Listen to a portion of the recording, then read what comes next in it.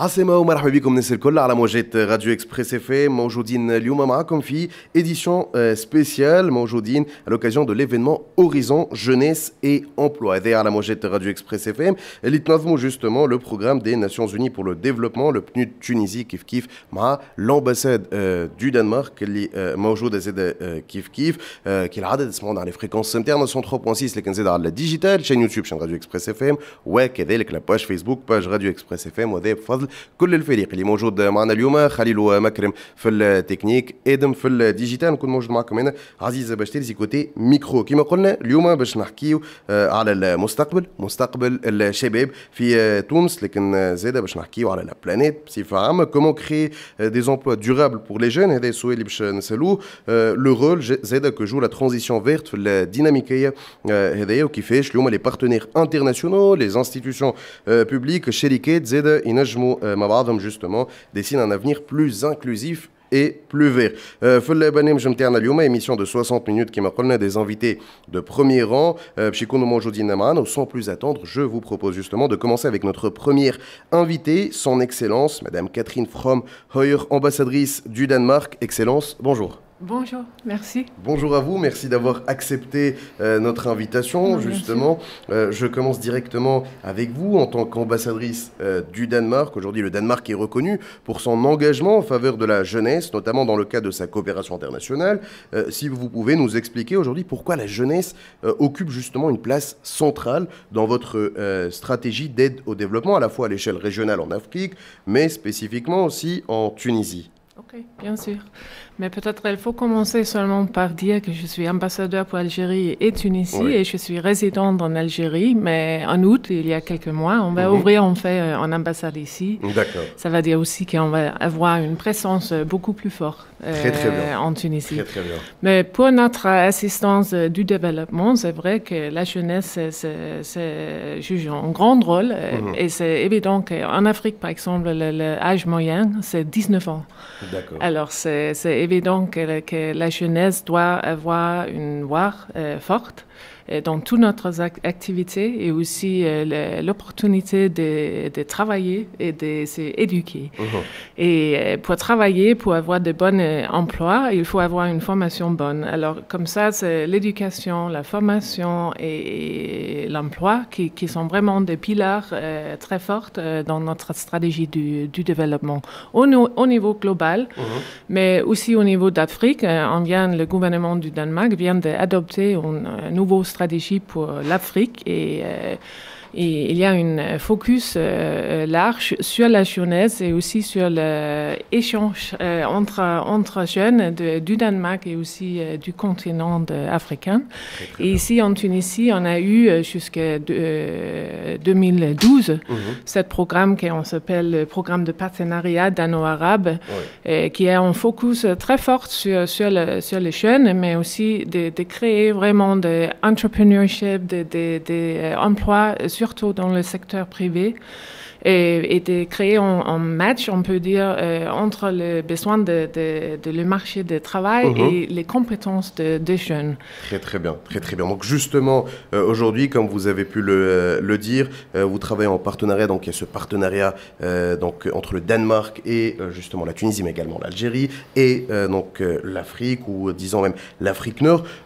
Aujourd'hui, il y a le programme, justement, comme celui du Green Growth and Jobs Accelerator par le PNUD, qui vise à accompagner justement les entreprises vertes et à créer de l'emploi durable. Vous soutenez ce programme, mais au-delà justement de ce programme, quels sont selon vous les leviers d'action les plus efficaces aujourd'hui pour appuyer cette transition verte inclusive dans les pays partenaires comme la Tunisie, l'Algérie également? Il y a beaucoup de choses à faire, mais on voit aussi qu'en fait, le secteur privé dans les pays a un rôle très, très important pour changer la manière de faire la production, la manière de gérer la société. Et nous travaillons, par exemple, en Algérie, mais aussi ici, très proche avec le secteur privé pour essayer aussi de donner des expériences danoises, parce qu'en fait, au Danemark, on a eu la transition verte dans les années 80. À cause des crises pétrolières qui a vraiment forcé le main. On peut dire que c'était un argument économique pour changer, faire la transition verte. Et pour nous, c'est évident donc la transition verte a en fait créé des jobs, des emplois, et c'est pas le contraire. Alors, il y a beaucoup d'opportunités dans le secteur privé pour faire l'innovation et pour vraiment grandir avec la transition verte. Très très bien, très très bien. Donc justement, c'est ça aujourd'hui les différents leviers d'action, c'est ça aussi votre rôle. Le rôle des partenaires internationaux est évidemment essentiel, mais aujourd'hui, comme on a pu le dire, cette transition ne peut pas se faire sans l'implication des jeunes, et les jeunes sont bien évidemment dans votre stratégie. Qu'est-ce que vous pensez aujourd'hui de l'engagement justement de la jeunesse tunisienne en matière de développement durable et de transition écologique? Est-ce qu'il y a un potentiel que vous sentez bien ancré aujourd'hui en Tunisie? Oui, en fait, il y a une grande potentiel. J'ai vu avec le programme d'AP, de partenariat dano-arabe, et avec l'engagement de PNUD, j'ai eu l'occasion en fait de parler avec beaucoup de jeunes tunisiens qui font des startups, qui, par exemple, je visitais un incubator dans une université technique ici à Tunis, et des jeunes qui font des choses incroyables pour gérer, par exemple, l'eau, le manque d'eau en Tunisie, et les autres défis qu'il y en a au niveau du climat, où c'est vraiment le jeune aussi qui a les compétences technologiques et les compétences pour essayer de trouver des solutions innovantes.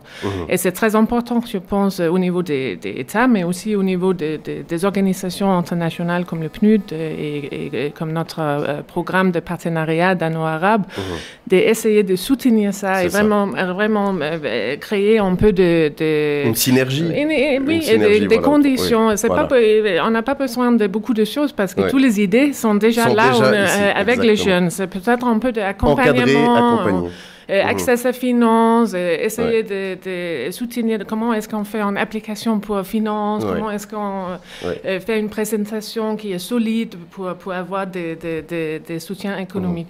Mais toutes les idées, toutes les initiatives et tout ça, c'est déjà là. Présent. C'est déjà présent. Ici, donc peut-être voilà justement cet encadrement, cet accompagnement qui peut aider les jeunes. Enfin, dernière question, aujourd'hui en tant que partenaire actif du PNUD, que représente pour vous un événement comme celui-ci, comme celui d'aujourd'hui justement, on parle de Horizon Jeunesse et Emploi, et qu'espérez-vous qu'il inspire ou déclenche peut-être dans le débat public tunisien aujourd'hui? Je pense qu'aujourd'hui, c'est une très, très bonne occasion de mettre ensemble dans le même espace le gouvernement, les institutions tunisiennes, les institutions internationales, mais aussi les jeunes. Il faut travailler avec les jeunes et pour les jeunes. Et aujourd'hui, je pense que c'est un bon exemple de faire exactement ça. Et c'est important, donc, en fait, d'avoir ce type de discussion ensemble et aussi d'écouter, comme on vient de faire maintenant, les questions des jeunes, les remarques qu'ils ont et les besoins, les défis qu'ils ont vraiment. Et comme ça, le gouvernement et nous, tous, peuvent travailler ensemble pour créer beaucoup mieux des solutions aussi pour eux. Très très bien, et justement cela se fait avec les jeunes à travers ce genre d'initiative, comme aujourd'hui, comme cet événement Horizon Jeunesse et Emploi. Son Excellence Madame l'ambassadrice du Danemark, merci à vous. Merci à vous d'avoir été avec nous. À la Mojette Radio Express FM, plateau spécial, édition spéciale Horizon Jeunesse et Emploi, le programme des Nations Unies pour le développement PNUD Tunisie, à la Mojette Radio Express FM.